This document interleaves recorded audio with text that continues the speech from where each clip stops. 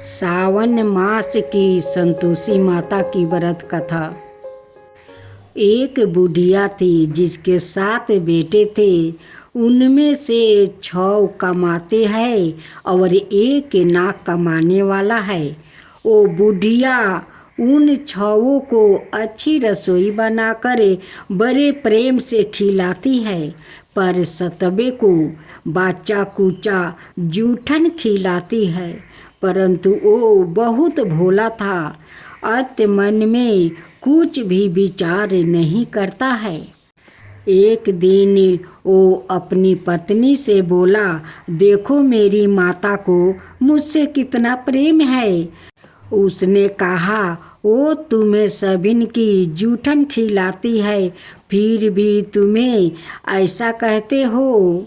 उनकी पति कहते हैं कि मेरी माँ मुझे कभी जूठन नहीं खिलाती है। उनकी पत्नी कहती है कि चाहे तो तुम समय आने पर देख सकते हो। एक दिन बहुत बड़ा त्योहार आया। बुढ़िया ने 7 प्रकार का भोजन और चूरमे के लड्डू बनाया।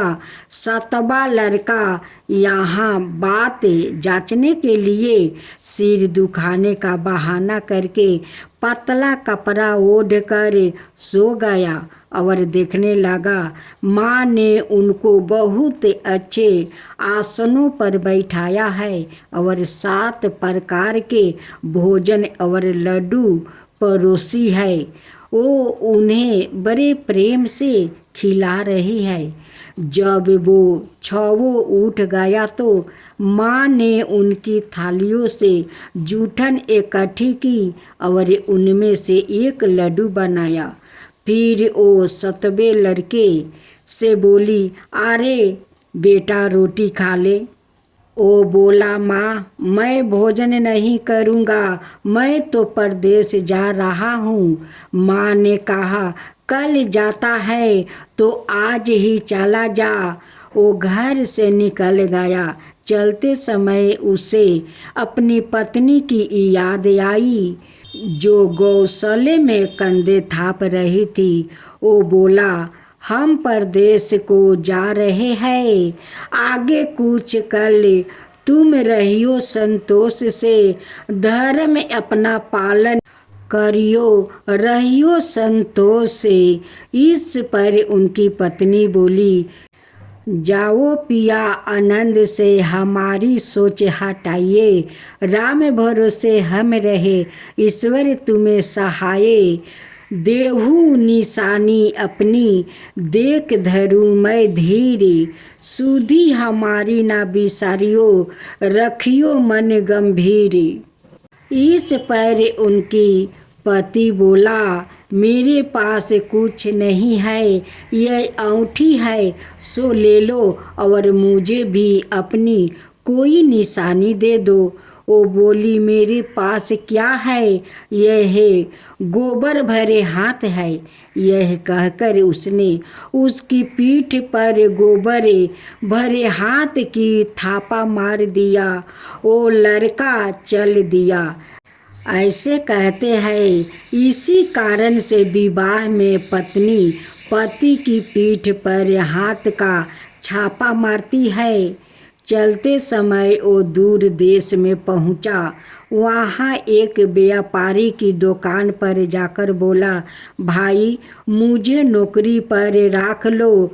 व्यापारी को नौकर की ज़रूरत थी, अत बोला, तनख्वाह काम देख कर दूंगा, तुम रह जाओ। वो सवेरे 7 बजे से रात की 12 बजे तक नौकरी करने लगा। थोड़ी ही दिनों में सारा लेन देन और हिसाब किताब करने लगा। सेठ के साथ 8 नौकर चाकर खाने लगे। सेठ ने उसे 2-3 महीने में आधे मुनाफे का हिस्सेदार बना दिया।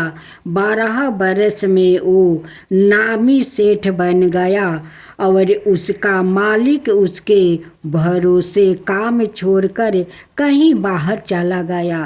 उधर उसकी औरत को सास और जेठनियाँ बड़ा कष्ट देने लगी। वो उसे लकड़ी लेने जंगल में भेजती है, भूसी की रोटी देती है, फूटे नारियल में पानी देती है। वो बड़े कष्ट से जीवन बिताती है।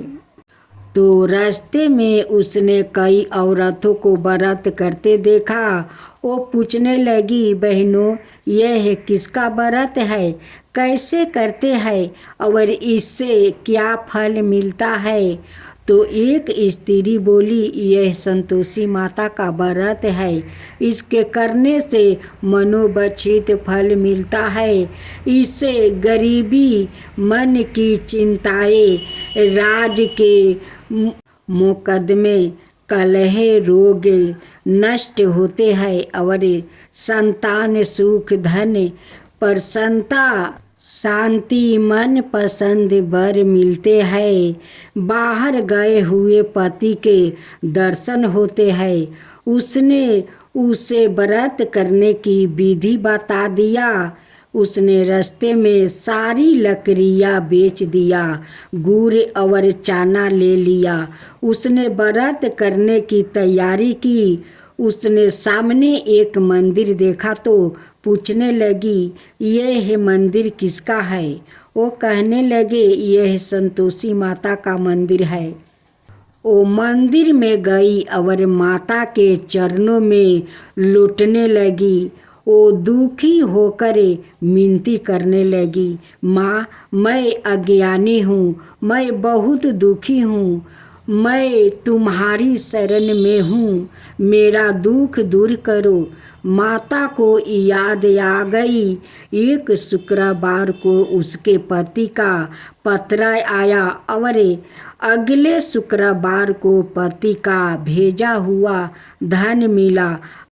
अब तो जेठ जेठानी और सास नाक से कुरा के कहने लगे, अब तो इसकी खातिर बढ़ गई है, यह बुलाने पर भी बोलेगी नहीं। वो बोली, पुत्रा, और धन आवे तो सभी को अच्छा है। उसकी आँखों में आंसू आ गया और मंदिर में गई और माता के चरणों में गिर कर बोली, हे माँ, मैंने तुमसे पैसा कब मांगा है? मुझे तो अपना सुहाग चाहिए। मैं तो अपने स्वामी के दर्शन और सेवा करना मांगती हूँ। तब माता ने प्रसन्न होकर कहा, जाओ बेटी, तेरा पति आवेगा। वो बड़ी प्रसन्नता से घर आई और घर का काम काज करने लगी। उधर संतोषी माता ने उसके पति को सपने में घर जाने और पत्नी की याद दिलाई। उसने कहा, माँ, मैं कैसे जाऊँ? परदेश की बात है, लेन देन का कोई हिसाब नहीं है। माँ ने कहा, मेरी बात माने, सवेरे नहा धोआ करे, मेरा नाम लेकर घी का दीपक जलाकर दंडवत करके दुकान पर बैठना। देखते ही देखते सारा लेन देन साफ हो जाएगा, धन का ढेर लग जाएगा। सवेरे उसने अपने सपने की बात सभी से कही तो सभी दिलगी उड़ाने लगे। वो कहने लगे कि कहीं सपने भी सच होते हैं। पर एक बूढ़े ने कहा, भाई, जैसे माता ने कहा है वैसे ही करने में क्या डर है? उसने नहा धोआकर माता को दंडवत करके घी का दीपक जलाया और दुकान पर जाकर बैठ गया। थोड़ी ही देर में सारे लेन देन साफ हो गया, सारा माल बिक गया और धन का ढेर लग गया। वो प्रसन्न हुआ और घर के लिए गहने और सामान बेगौरों खरीदने लगा। वो जल्दी ही घर को रवाना हो गया। उधर बेचारी उसकी पत्नी रोज लकड़ियाँ लेने जाती है और रोज संतोषी माता की सेवा करती है। उसने माता से पूछा, हे माँ, यह धूल कैसी उड़ रही है? माता ने कहा, तेरा पति आ रहा है, तू लकड़ियाँ के 3 बोझा बना ले। एक नदी के किनारे रख दे, एक यहाँ रख दे और तीसरा अपने सिर पर रख ले। तेरे पति के दिल में उस लकड़ी के गूठा को देखकर मोह पैदा होगा। जब वो यहाँ रुक कर नाश्ता पानी करके घर जाएगा, तब तू लकड़ियाँ उठाकर घर जाना और चौखट के बीच में गूठर डालकर जोर जोर से 3 बार आवाज लगाना। सासू जी, लकड़ियाँ का गूठा लो, भूसी की रोटी दो और नारियल के खोपड़ी में पानी दो। आज मेहमान कवन आया है? इसने माँ के चरणों छुआ और उसके कहे अनुसार सारा कार्य किया। वो तीसरा गूठर लेकर घर गई और चौखट में डालकर कहने लगी, सासू जी, लकड़ियाँ का गूठर लो, भूसी की रोटी दो, नारियल के खोपड़ी में पानी दो। आज मेहमान कवन आया है?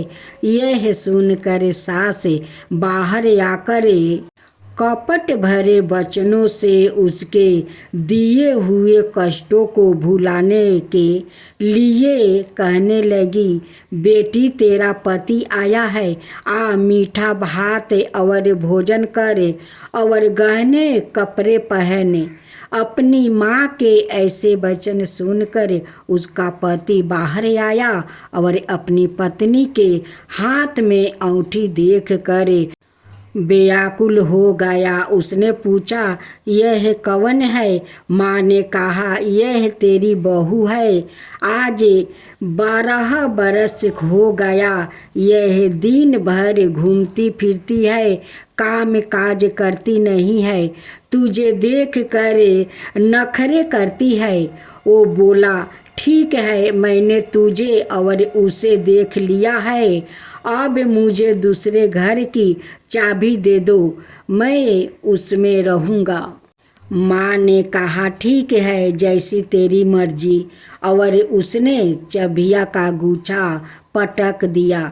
उसने अपना सामने तीसरी मंजिल के ऊपर के कमरे में रख दिया। एक ही दिन में वो राजा का समान ठाठ बाट वाले बन गया। इतने में अगला शुक्रवार आया। बहू ने अपनी पति से कहा, मुझे संतोषी माता के व्रत का उद्यापन करना है। वो बोला, बहुत अच्छा, खुशी से कर लो। जल्दी ही उद्यापन की तैयारी करने लगी। उसने जेठ के लड़कों को जिमाने के लिए कहा। उन्होंने मना लिया। पीछे से जेठानियों ने अपने बच्चों को सिखा दिया, तुम खटाई मांगना जिससे उसका उद्यापन पूरा ना हो। लड़कों ने जिम कर खटाई मांगी। बहू कहने लगी, भाई, खटाई किसी को नहीं दी जाएगी, यह तो संतोषी माता का प्रसाद है। लड़के खड़े हो गया और बोले, पैसा लाओ। वो बोली, कुछ ना समझ सकी उनका क्या भेद है। उसने पैसा दे दिया और वो इमली की खटाई मांग कर खाने लगा। इस पर संतोषी माता ने उस पर क्रोधित हो गई। राजा के दूत उसके पति को पकड़ कर ले गया। वहाँ बेचारी बड़ी दुखी हुई और रोती हुई माता जी के मंदिर में गई और उनके चरणों में गिरकर कहने लगी, हे माता, यह क्या किया? हंसा कर अब तू मुझे क्यों रुलाने लगी? माता बोली, पुत्री, मुझे दुख है कि तुमने अभिमान करके मेरा व्रत तोड़ा है और इतनी जल्दी सब बातें भुला दिया है। वो कहने लगी, माता मेरा कोई अपराध नहीं है, मुझे तो लड़कों ने भूल में डाल दिया है, मैंने भूल से ही उन्हें पैसा दे दिया। माँ मुझे क्षमा करो, मैं दोबारा तुम्हारा उद्धापन करूँगी। माता बोली, जा तेरा पति रास्ते में आता हुआ ही मिलेगा। उसे रास्ते में उसका पति मिला। उसके पूछने पर वो बोला, राजा ने मुझे बुलाया था, मैं उससे मिलने गया था। वो फिर घर चल गए। कुछ ही दिन बाद फिर शुक्रवार आया। वो दोबारा पति की आज्ञा से उद्धापन करने लगी। उसने फिर जेठ के लड़कों को बुला दिया। जेठानियों ने फिर वही बात सिखा दी। लड़के भोजन की बात पर फिर खटाई मांगने लगा।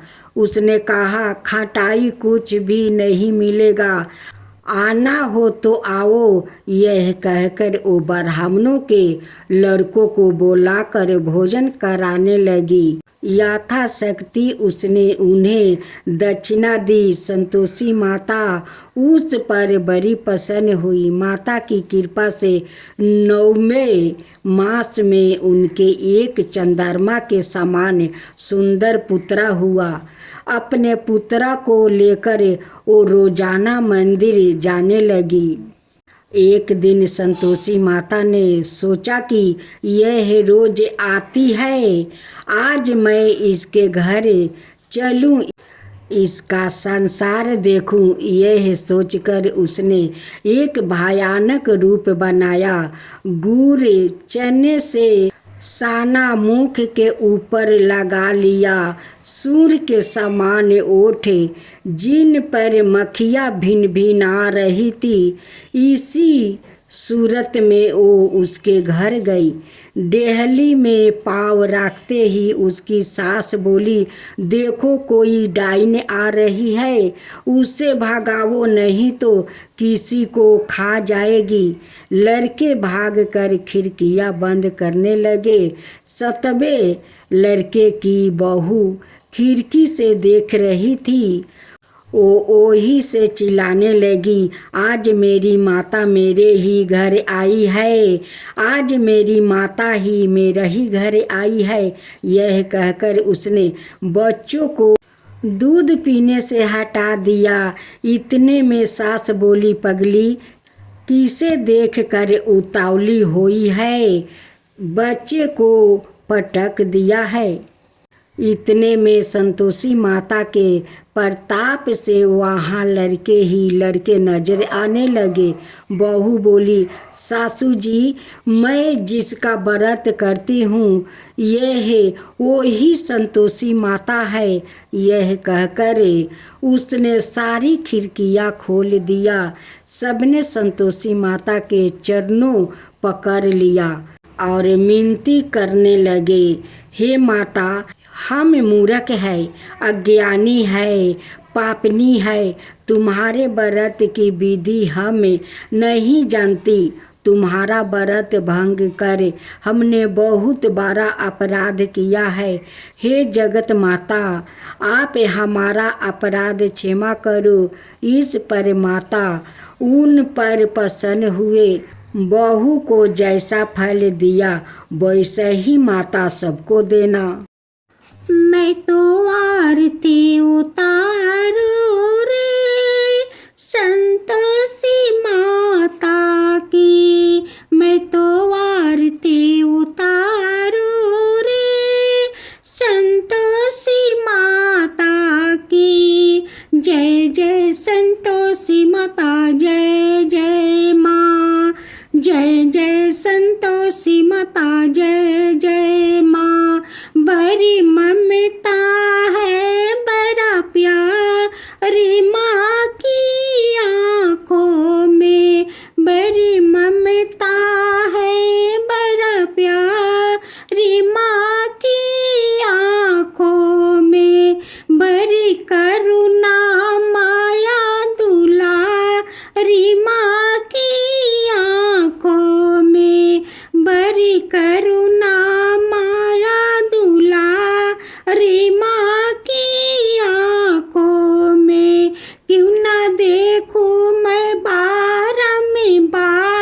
रे माँ की आँखों में क्यों ना देखूं मैं बारंबार। माँ की आँखों में दिखे हर घड़ी, दिखे हर घड़ी नया चमत्कार। रे माँ की आँखों में देखे हर घड़ी नया चमत्कार। माँ की आँखों में नित्र करो झूम झूम, झूम झुमा झूम झूम बाकी निहारो रे, बाकी निहारो रे। मैं तो आरती, मैं तो आरती उतारो रे संतोषी माता की। मैं तो आरती उतारूं रे संतोषी माता की। जय जय संतोषी माता, जय जय माँ। जय जय संतोषी माता, जय जय माँ। सदा करके पुकारी माँ की मंदिर में, सदा करके पुकारी माँ की मंदिर में। माँ की मंदिर में बड़े दान के भरे है भंडार। री माँ की मंदिर में बड़े दान के भरे है भंडार।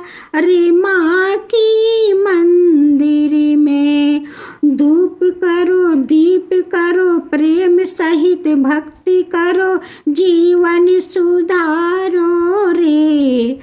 धूप करो दीप करो प्रेम सहित भक्ति करो जीवन सुधारो रे। प्यारा प्यारा जीवन सुधारो रे। मैं तो आरती, मैं तो आरती उतारू रे संतोषी माता की। मैं तो आरती उतारू रे संतोषी माता की। जय जय संतोषी माता, जय जय माँ। जय जय संतोषी माता, जय जय माँ।